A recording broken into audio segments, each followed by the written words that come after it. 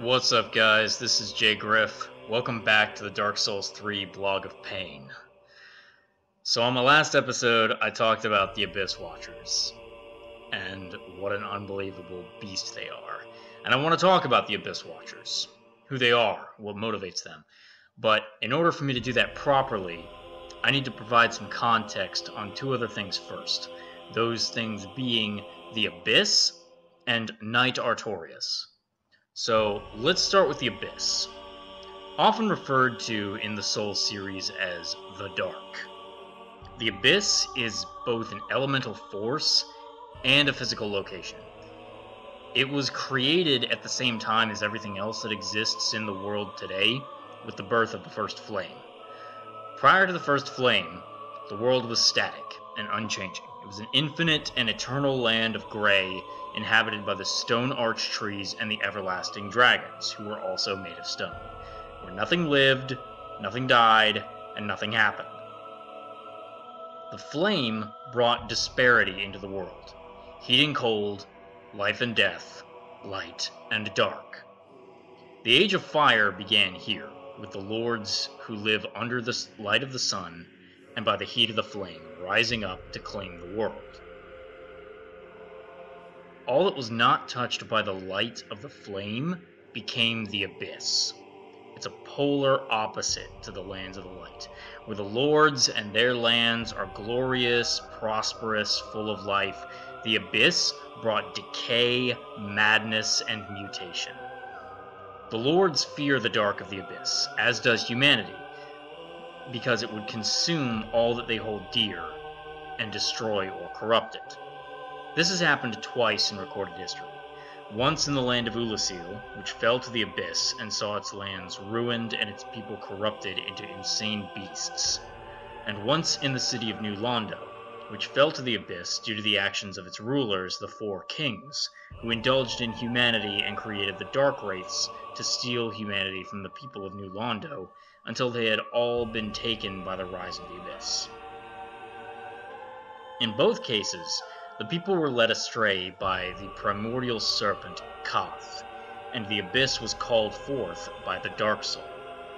Yeah, the very Dark Soul from which this entire series draws its name. The very short version of the Dark Soul is that the Dark Soul is a Lord Soul.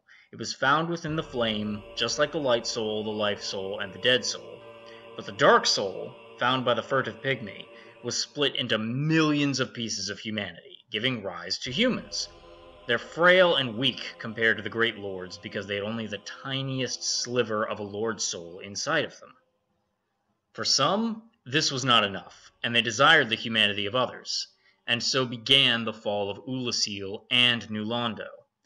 Oolacile sorcerers dug up the grave of the primeval human, presumably the Furtive Pygmy himself, but that's not actually confirmed, and tortured him until he went mad, supposedly to extract more humanity from the piece of the Dark Soul he held, which is the largest piece that was ever found.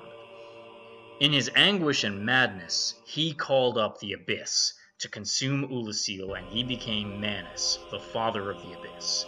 And he was only stopped by the one man to ever traverse the Abyss and live, Artorias, the Abyss Walker. In New Londo, the Four Kings and the Dark Wraiths collected and consumed so much humanity that eventually the Abyss arrived in New Londo and began to consume it too. To lock it away, the city was flooded. This buried the Dark Wraiths, the Four Kings, and the Abyss underwater. They had to do this and sacrifice the lives of everyone in the city that had not been taken or corrupted or consumed, because by that time Artorias was long gone.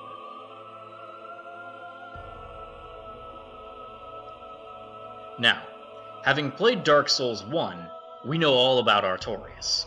He was one of the 4 Knights of Gwyn, alongside Hawkeye Goff, Knight's Blade Kieran, and Dragonslayer Ornstein, and he was believed to be the strongest among them, although Ornstein was the captain. Artorias said to be the strongest. Now, after being pulled through time, back to the time of the Oolacile tragedy, your character, the Chosen Undead, finds Artorias and finds out that the stories about him are not true. Although he tried, he failed to traverse the abyss, and was corrupted just like everyone else, because he possessed nary a murmur of dark. Simply put, he couldn't cope with the dark, and what it does to people. The one who actually defeated Manus, and who eventually defeats the Four Kings as well, is the Chosen Undead. And he also defeats Artorias before he can go on a rampage and ruin his good name. He can do this both because he's the infinite badass that is the Chosen Undead, but also because humans are beings of dark. Our essence is that of the Dark Soul. That's what makes humans more resistant to the effects of the Abyss. More resistant, mind you, not immune. The Abyss is darkness, but it is also hatred, pain, and suffering incarnate as a corrupting presence. You can't be in it for very long without being corrupted, and the weaker you are when you go in, the more quickly it will corrupt you, which is why the people of Oolacile didn't stand much of a chance. They're just normal people. The Abyss touches them, they pretty much immediately start to go nuts. So as time passes, the fire fades and the Abyss rises, and the Abyss corrupts all that it touches, so the fire must be linked to keep it at bay and keep the Age of Fire going. This is where Farron and his Legion of Abyss Watchers come in. Farron is essentially a devotee of Artorias. He and his legions are the inheritors of the wolf's blood, the wolf being a reference both to Artorias in a metaphoric way and the great grey wolf Sif in a literal way, and they devoted themselves to fighting back the Abyss in the way of Artorias. They wear gear inspired by his, they wield great swords similar to his, and they fight with a highly energetic and acrobatic combat style like his. They don't use a great shield like he does, but that's probably for the better as far as I'm concerned.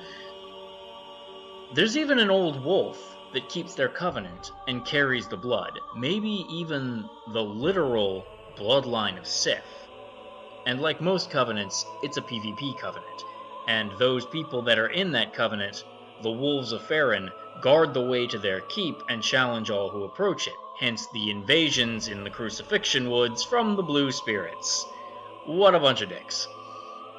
Between this and the fact that the Legion will fight amongst themselves during the boss fight, when you're fighting them, it seems that the Legion intentionally challenges others as well as their own number in order to exist in a state of constant conflict and remain strong and ready even when they are not fighting the Abyss directly. While that may sound stupid at first, remember that they are not just Farron's Legion, they are Farron's Undead Legion, which means these guys will always come back from death as long as they still have a purpose to avoid going hollow and the fire has not been linked. When the fire gets linked, the dark sign and the curse of the undead goes away, because the dark sign, in my interpretation, the curse, it's a symptom. It's a symptom of the flame fading, and it's how the fire actually reaches out and tries to take back the souls that are in it. It drains humanity from humans to try to pull the dark soul back into the flame, but it also motivates them to go get the other Lord souls and then link the fire. So it works pretty well as far as the fire is concerned, it just sucks for everybody else. So the Watchers, they watch. They're watching for signs of the Abyss, and they sharpen their skills on each other, battling against the return of the Dark Wraiths from the Abyss, it also turns out. The Legion became strong enough to contribute their souls to the First Flame and fulfill their purpose in the ultimate way. And I find that very cool, because right now, they're the only ones I know of who linked the fire as a collective. The Chosen Undead did it alone. Vendrick did it alone, if he did it, which I don't think that he did, but it's your own deal. Aldrich and Yorm both did it alone. But these guys, they did it as a legion, as a group. Their collective souls were strong enough to do it, along with whatever else they were bringing to the table. So not merely the ashes of Farron, but the ashes of the Legion are returned to their throne. And I think that's really cool. It actually makes them unique within the lore. That's a thing that they have done, and that, the story of Artorias, even though he totally failed, the story of Artorias has actually inspired a future generation to succeed at beating back the Abyss and linking the fire. That makes them really cool. And as you can see from what's going on screen, I finally beat these bastards. So they are finally back on their throne and not in my way, and I can continue with my march of just agony and death as I move on to Link the Fire. It's so good to have these guys put to rest. And they are such a cool fight. I really hope there's other fights in this game that are like that are at least as good as that. Well, guys, this has been Jay Griff. Thanks for listening.